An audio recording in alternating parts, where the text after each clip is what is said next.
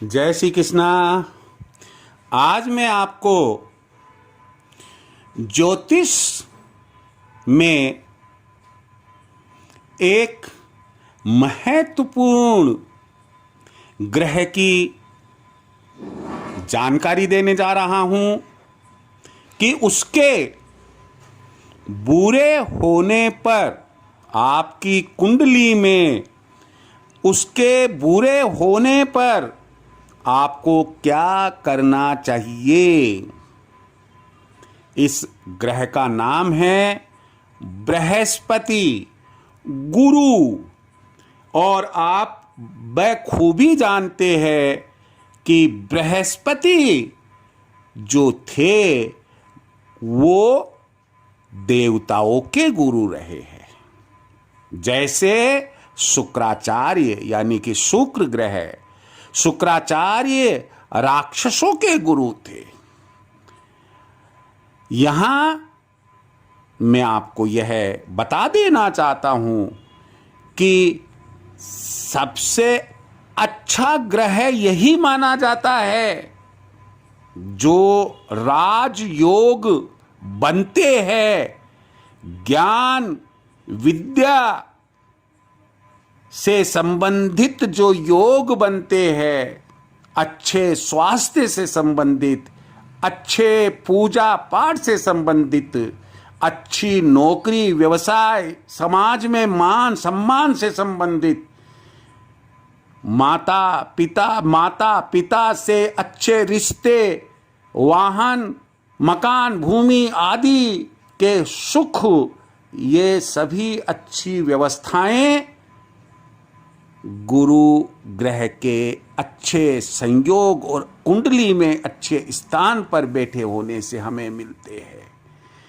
आपको यदि यह जानकारी हुई कि आपका गुरु बुरे प्रभाव दे रहा है, कारण गुरु का नीच होना हो सकता है, कारण गुरु के साथ में क्रूर ग्रहों का बैठा होना हो सकता है, अन्य कोई भी कारण हो सकता है जिसकी वजह से मालूम पड़ा कि गुरु आपका बेकार है और जितनी भी समस्याएं आ रही है, चाहे आपकी ज्ञान और विवेक से संबंधित हो, चाहे आपकी शिक्षा और संतान से संबंधित हो, चाहे आपकी आय से संबंधित हो, चाहे आपकी तरक्की से संबंधित हो, बहुत प्रयास करते हो, बहुत मेहनत करते हो,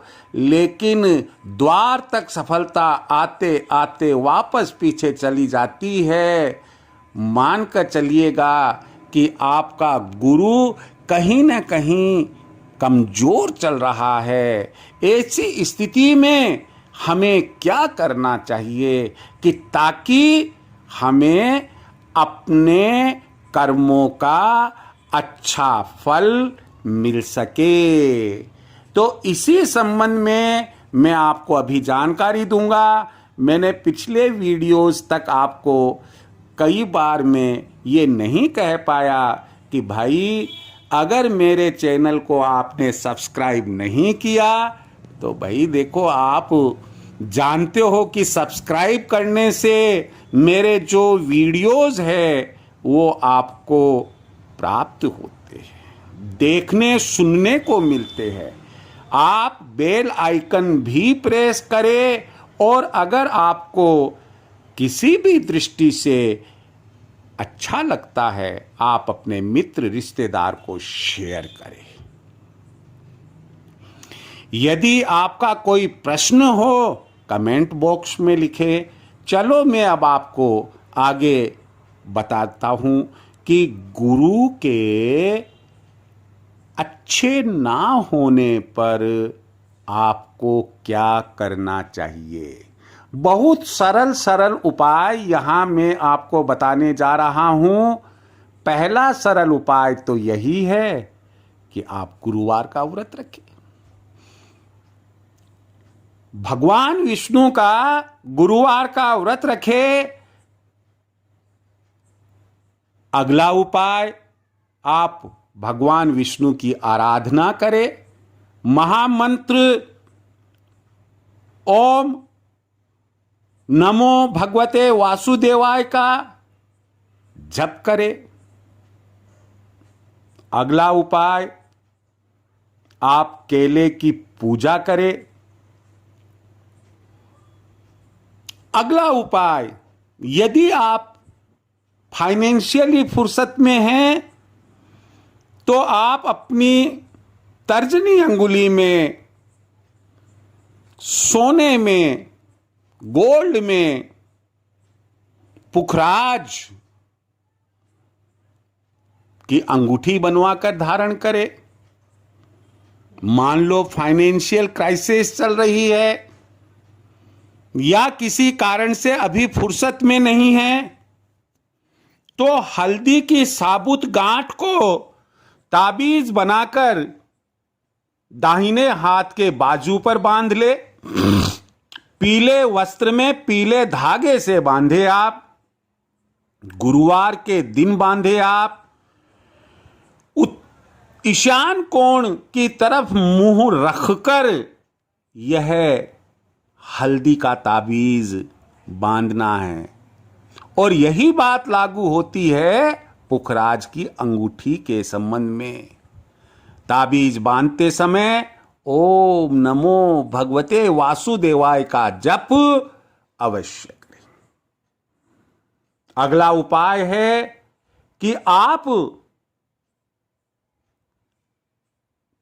रोजाना स्नान करने वाली पानी की बाल्टी में चुटकी भर हल्दी डालकर स्नान करें।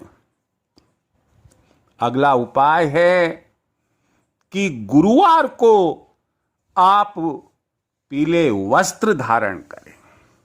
गुरुवार को आप पीली वस्तु का भोजन करें, जैसे मीठे पीले चावल बना लिए, जैसे बेसन की कोई मिठाई बना ली, आप पीली वस्तु का भोजन करें। अगला उपाय है कि आप शिव जी की उपासना करें। आप रोजाना जलाभिषेक करें। अगला उपाय, आप पीपल को नियमित रूप से सूर्य उदय होने के ठीक बाद जल से सींचे 9 परिक्रमा लगाएं। प्रत्येक परिक्रमा में ओम नमो भगवते वासुदेवाय का जप करें। गुरुवार को आप पीपल देवता के घी का दीपक लगाएं। यदि आप इन उपायों में से कोई भी उपाय, एक या एक से अधिक उपाय करते हैं, आपकी अगर कुंडली भी नहीं है लेकिन आपको ऐसा लगता है कि मैं जितनी मेहनत करता हूं उसका रिटर्न नहीं मिल रहा, आप आईएएस की तैयारी कर रहे हैं लेकिन सफलता में संकोच है, आप दिन भर कमाते हैं लेकिन आमदनी उतनी नहीं हो रही है, आप व्यापार कर रहे हैं, व्यापार का टर्नओवर उतना नहीं मिल रहा है, आप सादा सात्विक खाते हैं घर में, परिवार के सभी सदस्य, फिर भी हारी बीमारी घर से नहीं जा रही है, घर में एक असंतोष का वातावरण बना रहता है, घर में पूजा पाठ नियमित रूप से नहीं हो पा रही है, आध्यात्मिक क्षेत्र पिछड़ गया है, मैं आपको पक्की बात बता रहा हूं कि इनमें से कुछ उपाय यदि आप जो सबसे सरल लगे आप उन उपायों को अपनाएं। मुझे पूरा विश्वास है, यदि आप विश्वास रखते हैं, श्रद्धा रखते हैं, तो मुझे पूरा विश्वास है कि जिन कठिनाइयों से, जिन समस्याओं से आप गुजर रहे हैं, आपकी वो तमाम कठिनाइयां, वो तमाम समस्याएं दूर होगी। जय श्री कृष्ण।